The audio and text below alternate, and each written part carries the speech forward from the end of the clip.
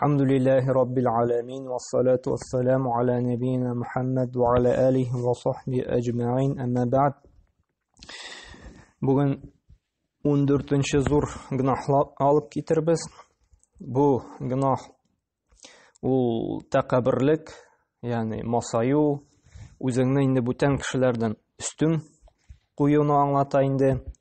Һәм менә бу ширне Аллаһ Тәгалә Куранның бик күп аятларында, Пәйгамбәр саллаллаһу алейһи ва саллямның хадисләрендә кисәтте, кешеләрне менә шушы ширне үзендә булдырырга тиеш түгелләр диде. Әгәр дә кеше үзен мусламанга санап инде мусламан әхләреннән саный икән, кеше менә бу тәкәбберлектән, үзеңне кешеләрдән өстен куюдан инде сакланырга куша. Һәм Аллаһ Тәгалә мондый кешене җәннәткә кертми диде. Әгәр дә кеше инде нидер булса да өлкәдә, нидер уңышка ирешә икән, һәм шуның белән инде үзен өстен күрә башлый икән, Аллаһ Тәгалә мондый кешене яратмый. Мәсәлән, тормыштан мисаллар китерик. Берәр кеше бер нинди гыйльми дәрәҗәгә иреште ди. Бик күп еллар укыды ди. Анда кандидатскалар алды ди, профессор булды ди, күп итеп китаплар язды ди. Һәм инде үзен шундый өстен күрә башлый. Бүтән кешегә инде әйтә: "Син кем соң?" "Син надан" "Син дә китап язу түгел, китап та укыганың юк" ди. Һәм шулай итеп кешеләрне мыскыл итә, масая башлый, тәкәбберләнә башлый. Менә бу беренче төр, үзенең гыйлеме белән тәкәбберләнә. Икенче төр, берәр кеше кул остасы ди. Анда кулыннан эш килә ди. Һәм бик яхшы итеп эшли ди. Анда агачтан булсынмы, анда таштан булсынмы инде берәр нинди һөнәрне үзләштерә дә, һәм шулай ук бер заман масая башлый. Син кулыңнан берни эштә килми ди, син ди ялкау ди, анда эшләтә дә белмисең ди. Менә нинди нәрсәләр эшли алам, анда агачтанмы, анда таштанмы, кулымнан эшләр килә ди. Син ди булдыксыз ди. Үзен инде шушы кешеләрдән үстенрәк күрә башлый, масая башлый, тәкәбберләнә башлый. Һәм Аллаһ Тәгалә инде нәрсә ди? Мондый кешеләрне, тәкәбберләнүче, үзен үстен күрүчеләрне ди җәннәткә кертмәс ди. Һәм иң беренче Аллаһ Тәгалә Нәхл сүрәсендә әйтте: "Иннәһу ла юхиббул мустакбирин" диде. Дөреслекдә ди Аллаһ Тәгалә ди тәкәббер булучыларны ди яратмый диде.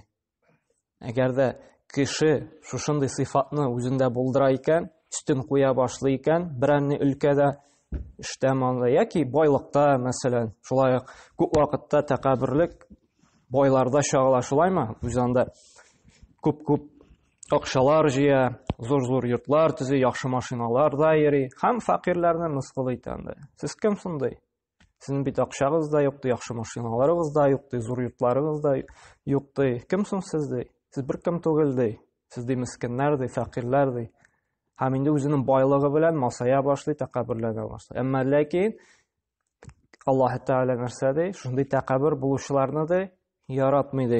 Һәм Аллаһ Тәгалә шулай ук Гафир сүрәсенең 56-нчы аятында әйтә: "Иннәлләзина юҗадилуна фи аятиллаһи бигайри султанин атаһум ин фи судурихим илля кибрум ма хум бибали'иһи фаста'iz биллаһ" ди. Дөреслекдә ди, кемнәр Аллаһның аятлары хакында ди дәлилсез һәм белемсез низаклашсалар ди, аятларны да инде төрле якка ди тарткалый башлыйлар икән, үзләренә җайлый башлыйлар икән ди. Аларның күңелләрендә фақат тәкәбберлек кенәдер ди. Ләкин алар күңелләрендәге улуклыкка ирешәчәк түгелләр ди. Инде син аларның явызлыгыннан Аллаһка сыен ди. Ул әлбәттә ишетүче һәм күрүче ди. Менә бу Аллаһ Тәгалә бу аятта тагын нәрсәне әйтмәкче була? Хаклыкны кабул итмәүчеләр турында. Менә бу аятта Аллаһ Тәгалә нәрсәне искәртә? Кешегә хаклыкны, дөреслекне ирештерә башлыйсың икән, менә Аллаһ Тәгалә сиңа 5 вакыт намаз укырга кушты. Менә Куръанда аятлар бар, хадислар бар. Ул аклана башлый, шушы Аллаһның аятлары белән низаклаша башлый. Нәрсәсе аркасында? Үзенең тәкәбберлеге аркасында ди Аллаһ Тәгалә. Шушы Гафир сүрәсендә әйтә. Минем ди, мәсәлән, вакытым юк ди, минем ди эшем бар ди. Ягъни тәкәбберләнә шушы гыйбадәтне кылырга, мәсәлән, намаз укырга яки дөреслекне кабул итмәскә. Кайбер кешегә аңлатасың, мәсәлән, рибаны Аллаһ Тәгалә харам кылды, Аллаһ Тәгалә шушы процентка акча бирү, процентка акча алуны тыйды дисәң, ул шулай ук шушы аятларга каршы инде үзенең акылына таянып инде төрле дәлилләр табылганда, шунсыз яшәп булмый, аны эшләмәсәк авырлык килә дип, шушы аятларга каршы синең белән низакка керә башлый. Һәм Аллаһ Тәгалә ни өчен шулай низаклаша ди, Аллаһның аятларына каршы ди? Чөнки бары тик бер генә сәбәп, ул тәкәббүрлек ди. Аның кабул итәсе килми ди шушы хаклыкны ди, дөреслекне ди. Ул үзенең акылын, үзенең тәҗрибәсен, үзенең тормышка карашын өстенрәк куя Аллаһның шушы хөкемнәренә, аятларына, хадисләренә. Һәм менә бу шулай ук хаклыкны кабул итми икән кеше бер сәбәп булып тора, бер күрсәткеч булып тора аның тәкәббүрлегенә инде. Әгәр дә кеше үтәми икән бер хөкемне, ул һич ким дигәндә инде низакка керергә тиеш түгел. Әйе, дөрес, мин аңлыйм. Бу Аллаһ Тәгаләдән килгән хак, кабул итәм, әмма ләкин үземнең заифлыгым аркасында мин аны эшли алмыйм. Яки янда бүтән төрле гызыр әйтергә, әмма ләкин бу дөрес түгел, шунсыз яшәп булмый дип андый сүзләр белән низакка керергә, теге русча әйтсәк спорга, диалогка керергә тиеш түгел. Әгәр дә шуңа керә башлый икән, ул тәкәббүрлеген күрсәткән була. Һәм тагын бер куркыныч дәлил булып тора, монысы инде хадис, Пәйгамбәр саллаллаһу алейхи ва саллям әйтте, Муслим риваятында килә торган риваятында ла ядхулул джанната ахадун фи qalbihi мисқала зарратин мин кибр диде. Җәннәткә ди кермәс ди, әгәр дә аның калбында ди тузан бөртеге хәтлектә тәкәббүрлек булса ди. Әгәр дә кешедә әз генә тәкәббүрлек сизелә башлый икән, бу масаю дигән үзен үстен күрү кешеләрдән, ул кеше ди җәннәткә кермәс ди. Менә бу инде безне куркыта торган һәм төп дәлил булып тора безнең менә бу зур гынаһлардан булуга инде. Аңа күрә, әгәр дә берәр вакыт үзебезне берәр кеше каршында басканда, үзебезне үстенрәк күрә башлыйбыз икән, бу надан, бу әле белми, бу әле шундый, бу әле тегендәй дип сизелә башлый икән, без инде тәүбәгә килеп Аллаһтан гафу сорарга тиешбез, чөнки безнең калбтә шушындый иблис чире барлыкка килә башлаган. Тәкәббүрлек. Һәм ул җәннәткә кермәс ди. Һәм шушы хадисны искә төшереп инде җәннәткә кермәс дигән, без бу ширдән инде аранырга, кытылырга, тырышырга тиешбез. Һәм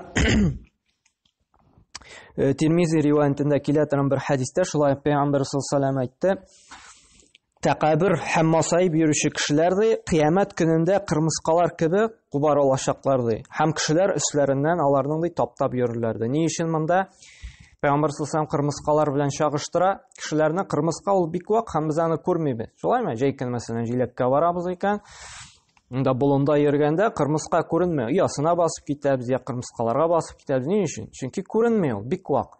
Һәм кыямәт көндә Аллаһ Тәгалә шундый итеп кубартачак, шушындый тәкәббүр кешеләрне алар кырмыска кебек булырлар. Вак булырлар, кешеләр күрмәсләр һәм инде шундый мыскыл хәлдә аларны үсләреннән таптап йөрерләр ди. Бу кыямәт көнендә дә нинди түбәнчелек хәлдә булырга. Бу дөньяда алар үзләрен үстен күреп, борыннарын чөйеп бирделәр, әмма кыямәт көнендә Аллаһ шул мыскыл итәчәк, киресенчә алар иң түбән дәрәҗәдә булып, аларның өстеннән кешеләр йөрерләр.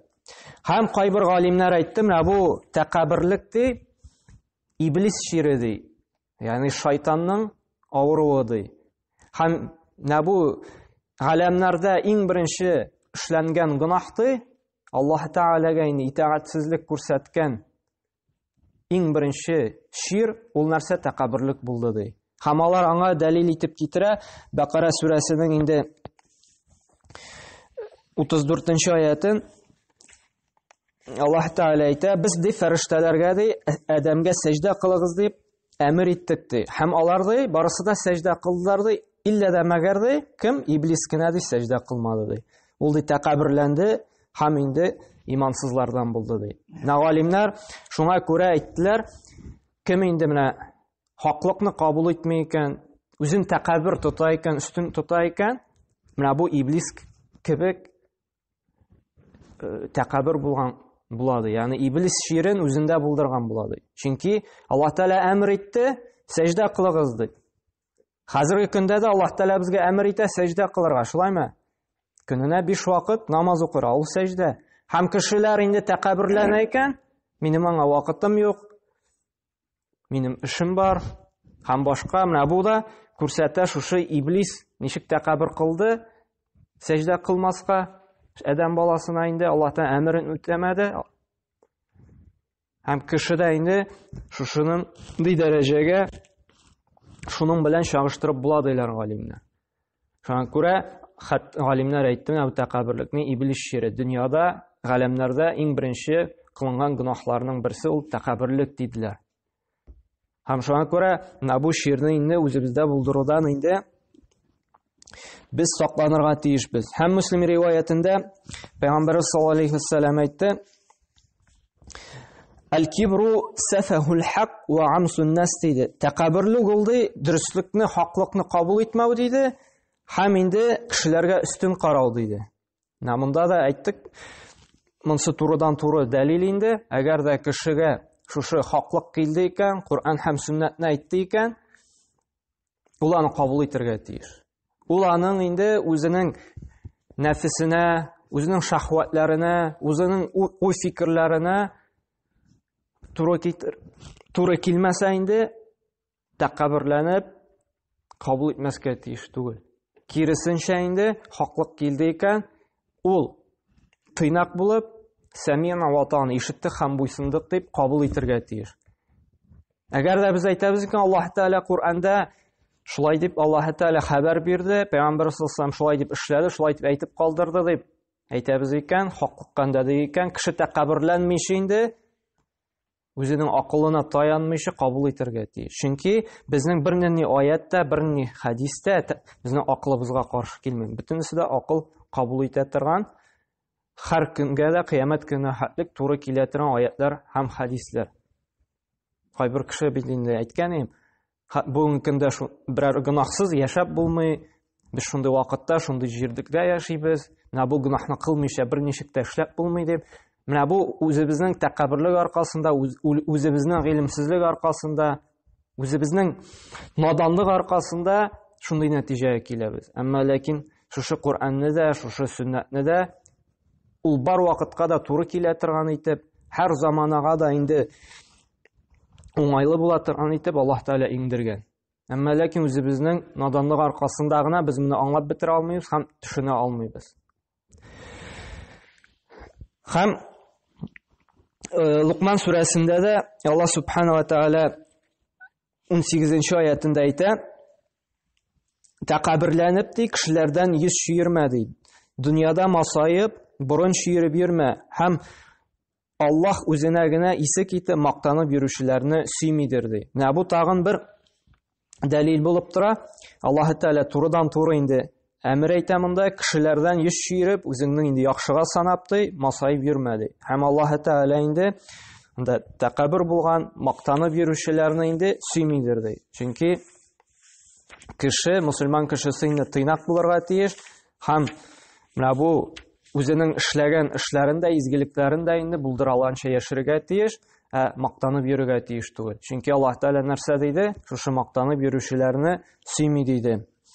Һәм Пәйгамбәр саллаллаһу белән менә бер булган вакыйганы галимнәр сөйли. Бу инде сахих хадис, сахих риваят диек. Бер вакыт Пәйгамбәр саллаллаһу янында бер кеше ашап утыра торган булган. Һәм ашаганда бу кеше сул кул белән ашый. Без беләбез, мусульман кешеләре ризык ашаганда һәр вакытта да уң кул белән ашарга тиеш. Шулай бит? Анда мәсәлән аш ашый икән, ашны каба, ипине куеп тора, аннары ипине каба, ипине куя, тагын кашык алып каба. Сул кул белән ашарга тиеш түгел беркайчан. Һәр вакытта да уң кул белән генә ашарга тиеш. Һәм Пәйгамбәр шуны күрә дә насихат кыла. Кардәшем ди, сул кул белән ашама, уң кул белән аша ди. Һәм теге кеше нишли ди, нәрсә ди? Мин ди булдыра алмыйм ди. Әмма ләкин бу кешенең булдыра алмаска берни сәбәп тә, берни гызыр да булмый. Әгәр дә син сау сәламәт икән, кулың эшли икән, син тотып ашый аласың, монда берни гызыр да булмый. Ул теге мин ияләнмәгән, мин сулагай, бу гозур түгел, бу сәбәп түгел.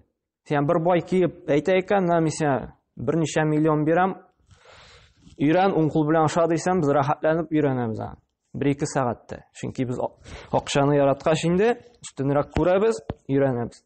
Әмма ләкин бу кеше нәрсә ди, булдыра алмыйм ди. Һәм Пәйгамбәр саллаллаһу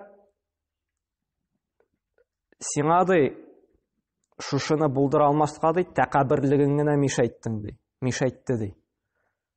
Һәм дуа кыла, әйе булдыра алмады.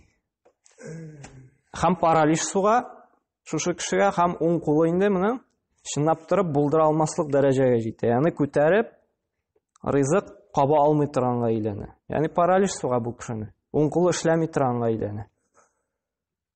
Һәм галимнәр әйтә, менә бу хадистән ди Пәйгамбәр саллаллаһу тәрбияләргә теләде ди үзенең өммәтен тәкәбберләнмәскә. Әгәр дә берәр нинди әмер килде икән, без аны эшли алабыз икән, булдыра алабыз икән, кешебездән килә икән, монда әйтмәйбез тә гозур булган, авыртабыз анда, сәламәтлек юк анда, бүтән төрле сәбәпләр була икән.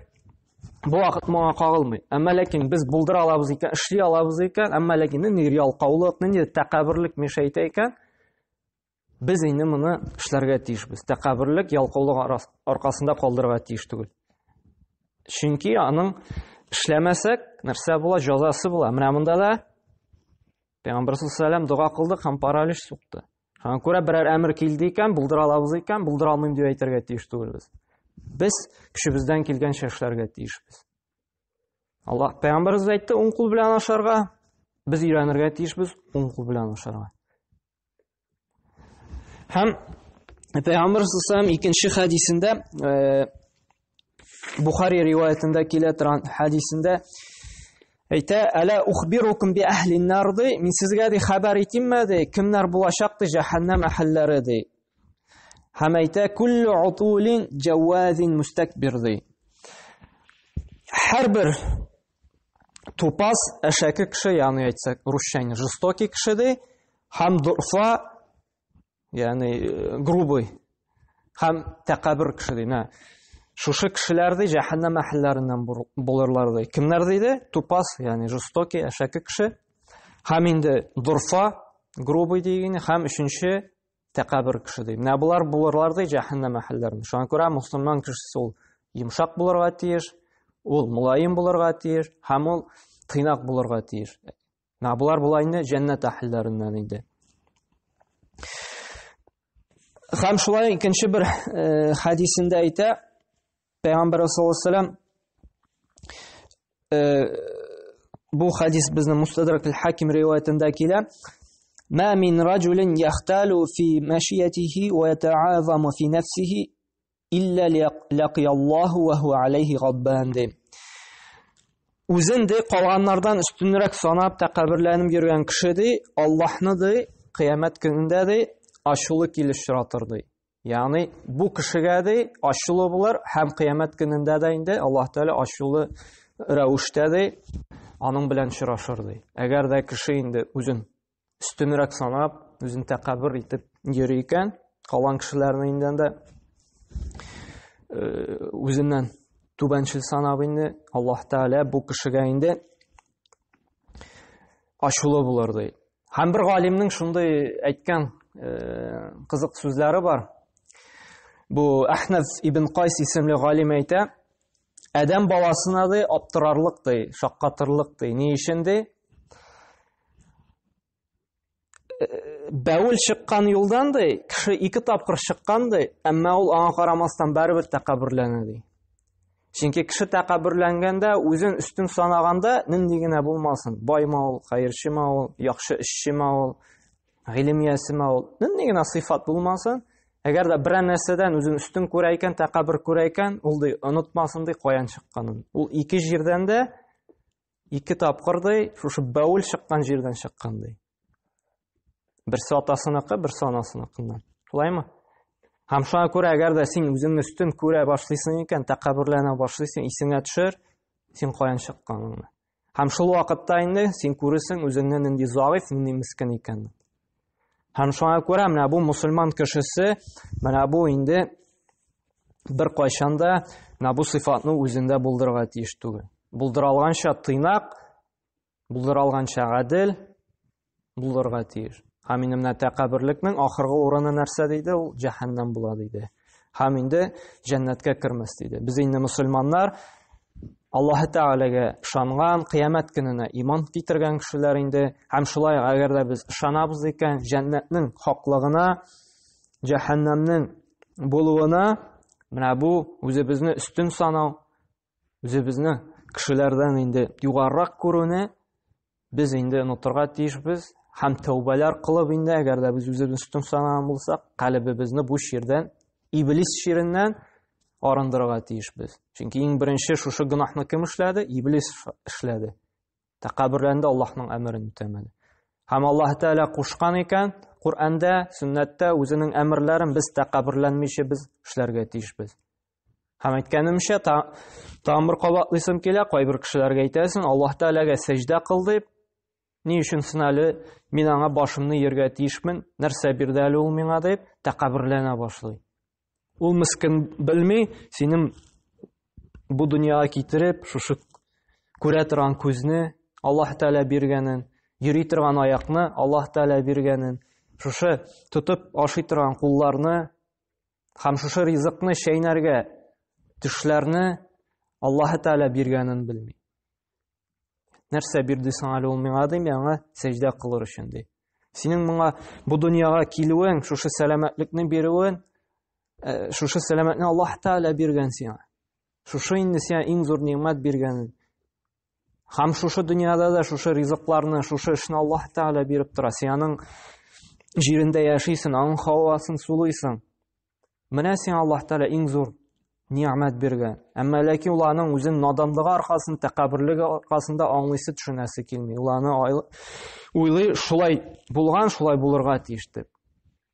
Әмма ләкин без беләбез, бу дөньяда бер нәрсә дә тиктомалдан булмый. Һәр нәрсә өчен без түләргә тиешбез. Берсе дә безгә бушка бер нәрсә дә бирми. Шулаймы? Акчаны да эшләп алырга кирәк, эшләмичә беркем дә сиңа акча бирми. Һәм шулай сиңа да шушы сәламәтлекне, шушы ризыкларны, шушы кояшларны тиктомалдан гына буйсындырмаган. Син аның өчен түләргә тиешсең.